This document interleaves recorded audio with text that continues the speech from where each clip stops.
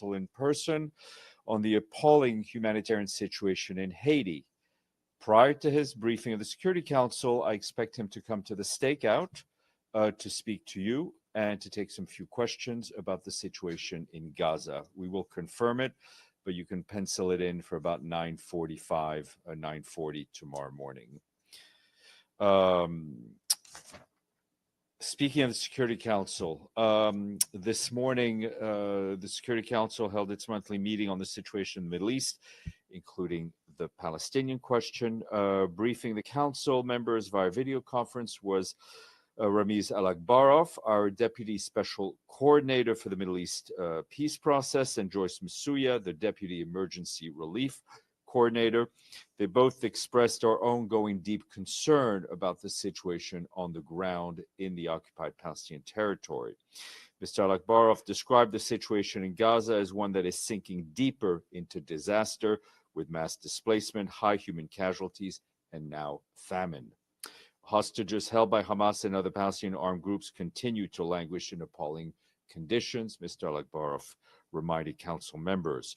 He urged all sides to put an end to this brutal war immediately. Ms. Masuya, for her part, called for safe, rapid, unimpeded humanitarian access through all entry points into Gaza and to all people in need across the Gaza Strip.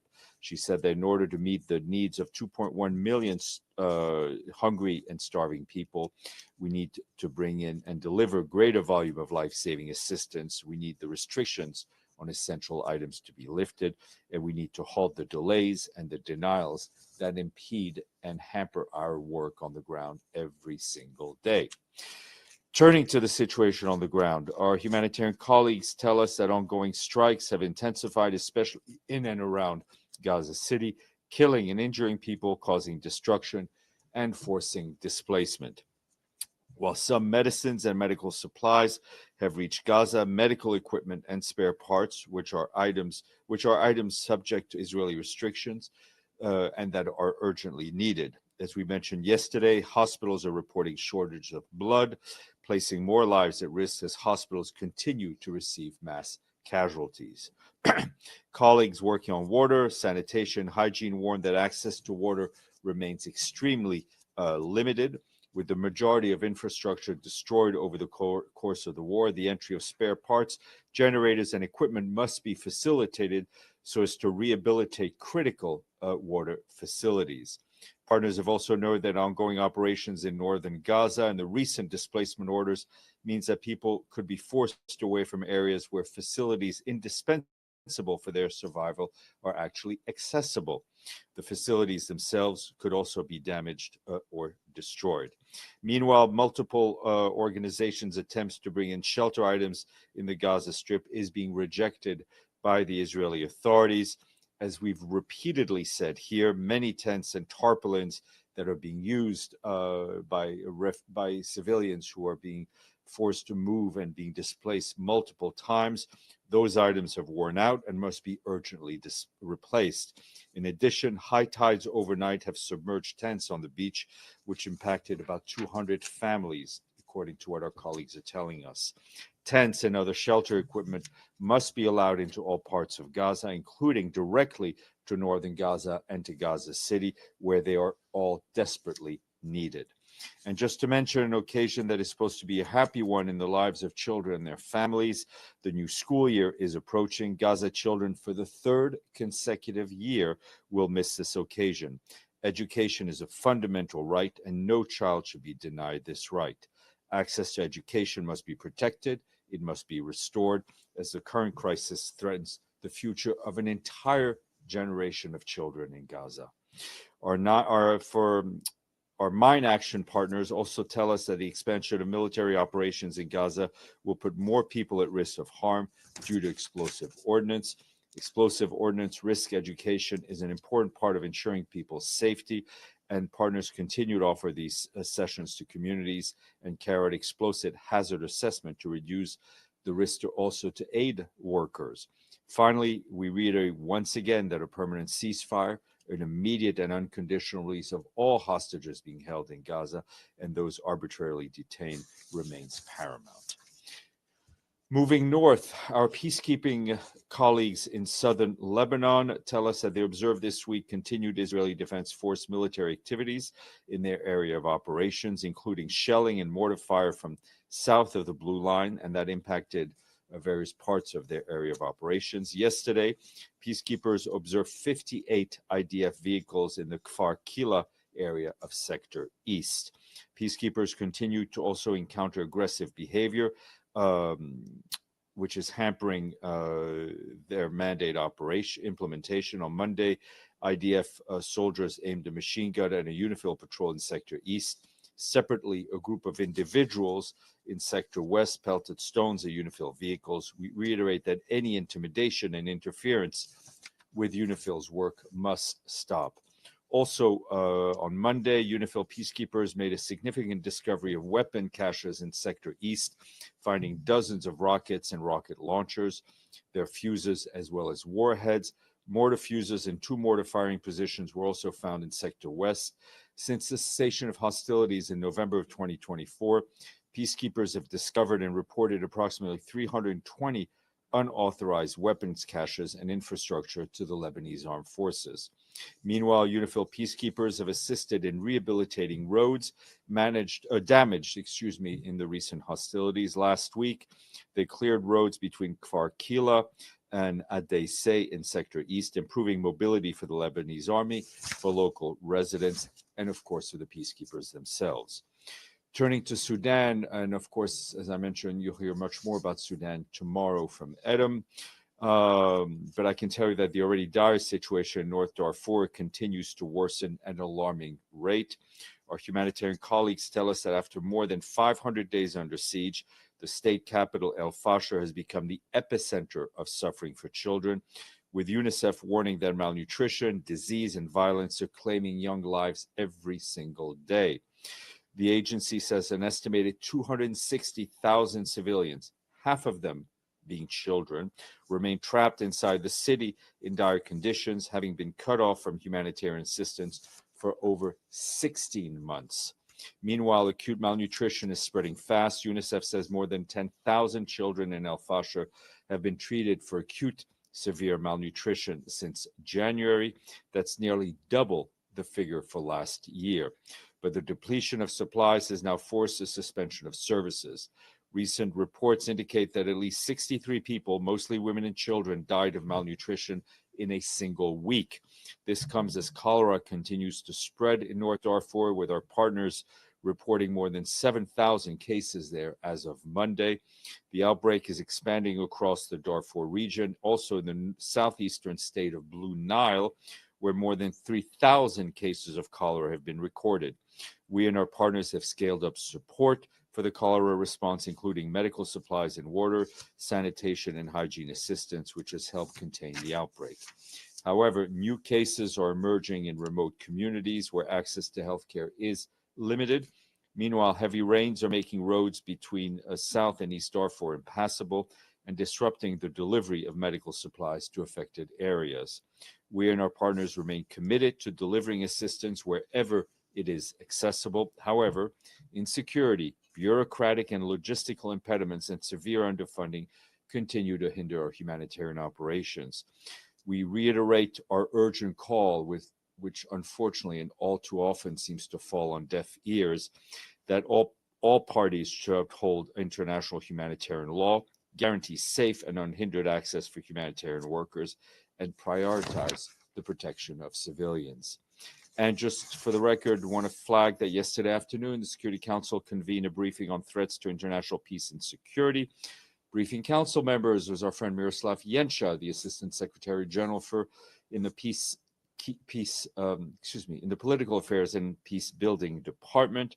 He noted that nearly 3 years have passed since the destruction of the Nord Stream gas pipeline in 2022. Mr. Jenscha pointed out that, as we've stated in previous meetings on this topic, any international damage to critical infrastructure, civilian infrastructure, is of serious concern, and such incidents should be condemned and investigated. He stressed that the protection of civilian infrastructure and security of international waters is critical for regional commerce, security, and stability. Lastly, we have a new international day on the books, because We don't have enough of those. What international day is today? Exactly. It is World Lake Day. Congratulations. Did you know they are, well, you might as well learn something today.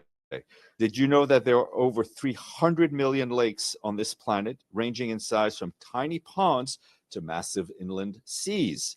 Lakes support a wide range of plant and animal species, and millions of people rely on lakes as a primary source of clean water, but unfortunately, they are affected by a combination of overuse, pollution, and climate change.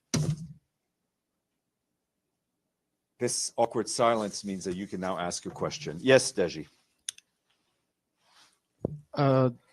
Just a completely non current affairs question. Now, currently in China, many people, they are, talking about how to, having meetings and things in the UN.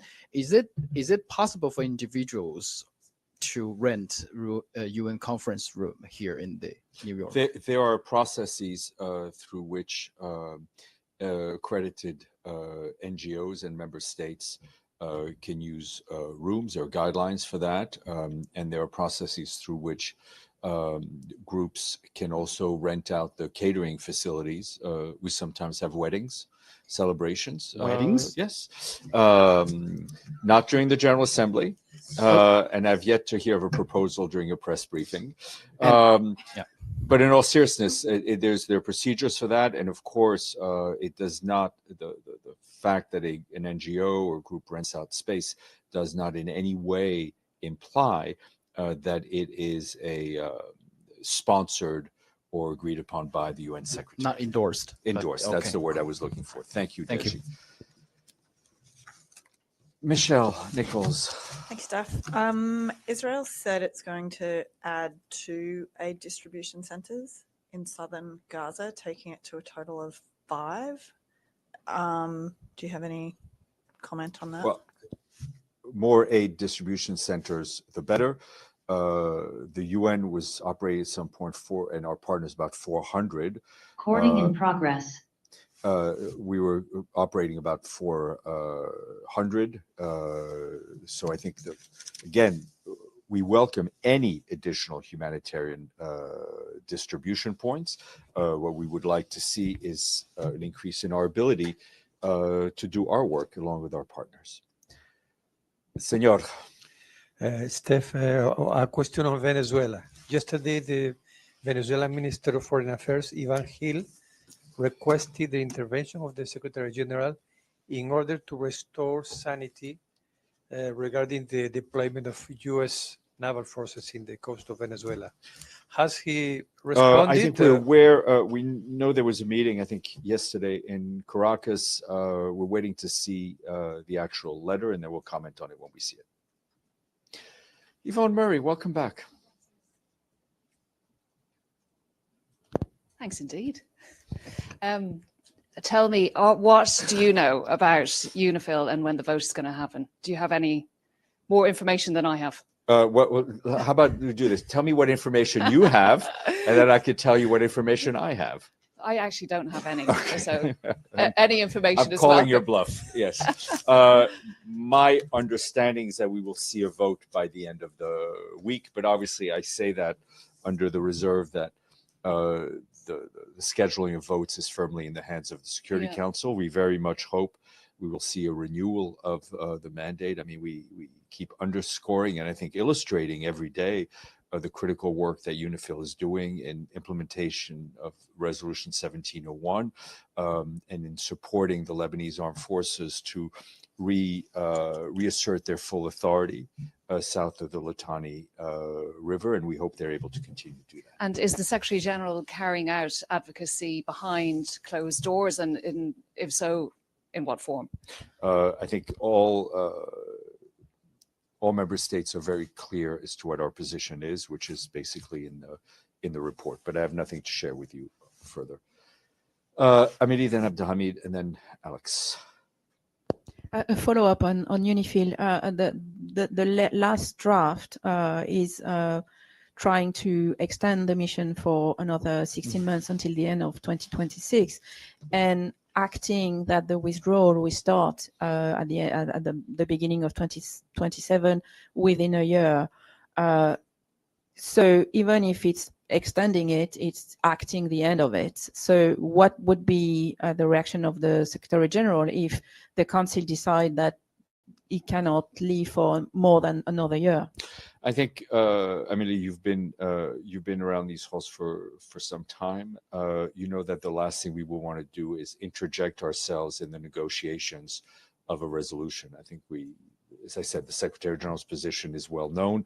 Let's wait to see what is passed, and then we'll comment on it. Maybe. Abdelhamid. Thank you, Steph. Do you have any UN objective evaluation of the airdropping of food in Gaza? Is it helping? Is it increasing the level of chaos and disorder? What is again, I think, we've always said that airdrops are a solution of last resort in any humanitarian situation because they're extremely costly, they're dangerous.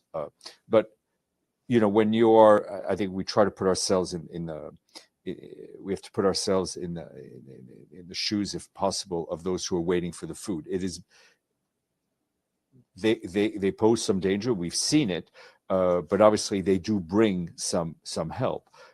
Our message is that there's a whole better system, right? There's a system that's worked. It worked during the ceasefire that occurred earlier this year.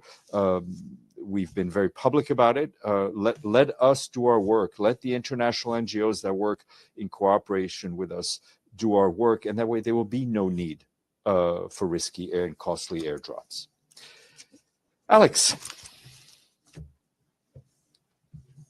Thanks, Steph. I got a couple questions on Iran. Firstly, IAEA inspectors have arrived in Iran, have returned to Iran. Can you comment? No, I mean, I've seen the news that was announced by the IAEA. As again, we hope that Iran will fully cooperate with the IAEA and live up to its obligations with the IAEA. One more, if I may. So just a technical question. If European countries, European leaders decide to trigger the snapback mechanism, are they required to notify the Secretary General or not? My understanding of the process is that there would need to be a letter to the Secretary General. Thank you. I hope that understanding is correct. Abdelhamid. Second question. Did you see the comment made by Tom Barak, the U.S. ambassador in Lebanon, addressing the journalists as animalistic and chaos? And he said, if you continue to behave like that, I'm going to dismiss you or I'm going to leave. What is your comment on that? My comment as is that I treat all the journalists I deal with the utmost respect, and everyone should. Madame.